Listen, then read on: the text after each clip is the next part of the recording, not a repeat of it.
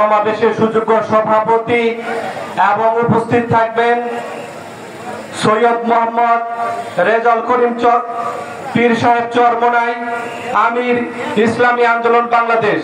এবং মঞ্চে উপবিষ্ট আছেন বিভিন্ন রাজনৈতিক দলের নেতৃবৃন্দ, সামনে উপবিষ্ট আছেন। সকলকে জানাচ্ছি আন্তরিক শুভেচ্ছা এবং অভিনন্দন। সর্বপ্রথমেই দুঃখ ভারাক্রান্ত নিয়ে মন নিয়ে বলতে হয়, আমাদের গণ অধিকার পরিষদের সংগ্রামী সভাপতি, যিনি অন্যতম জুলাই যুদ্ধার মাস্টার মাইন্ড, তাকে সেনাবাহিনী পুলিশ কর্তৃক হামলা করা হয়েছিল। সেই হামলার পরবর্তীতে এখন পর্যন্ত আমরা কোন দৃশ্যমান বিচার দেখতে পাই নাই। আজকের এই গণসমাবেশ তিনটি দফা নিয়ে পালিত হচ্ছে। তিন দফার মধ্যে রয়েছে আইন শৃঙ্খলার যে অবনতি, এই অবনতি যেন না থাকে, উন্নতি হয়, সেটাও একটা বিষয় রয়েছে।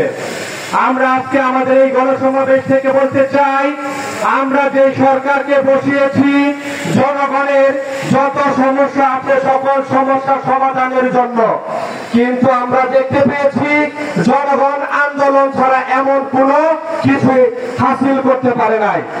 আমরা এই কেয়ারটেকার সরকারকে বসিয়েছিলাম জনগণের সমস্যা সমাধান করার জন্য, কিন্তু প্রত্যেকটি বিষয় নিয়ে আন্দোলন না করার ফলে কিন্তু তারা কোনো বিষয় মেনে নেয় নাই।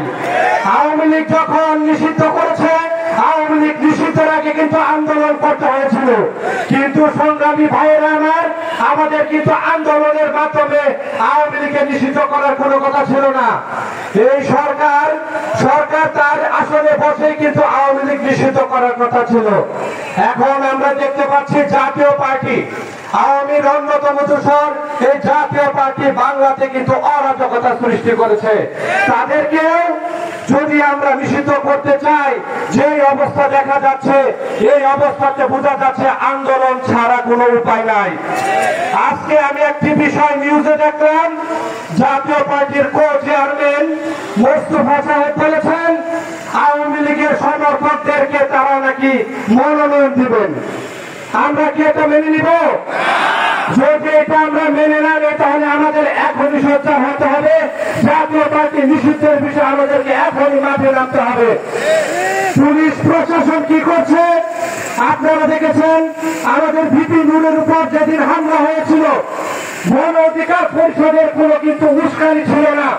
তারা আমাদের দলীয় কার্যালয়ের সামনে গিয়ে অতর্কিতভাবে হামলা চালায়। একটা স্বাধীন ২৩ গণপ্রজাতন্ত্র পরবর্তী সময়ে এমন হামলা হচ্ছে ন্যাক্কারজনক। শুধু তারা হামলা চালিয়ে ক্ষান্ত হয় নাই, তারা আমাদের অফিসের ভিতরে গিয়ে হামলা চালিয়েছে। আমরা অন্তর্বর্তী সরকারের কাছে দাবি জানিয়েছিলাম শাস্তির জন্য, কিন্তু এখন পর্যন্ত কোন দৃশ্যমান শাস্তির ব্যবস্থা নাই। সংগ্রামী সাথী ও বন্ধুগণ, আমরা আমাদের আজকের এই সমাবেশ থেকে এক কণ্ঠে বলতে চাই, দেশের বিপদে আমরা সকলে এক হয়ে কাজ করব। আমরা যদি এখন এক হয়ে কাজ করতে না পারি, বাংলাদেশে আবারও স্বৈরাচারের সৃষ্টি হবে।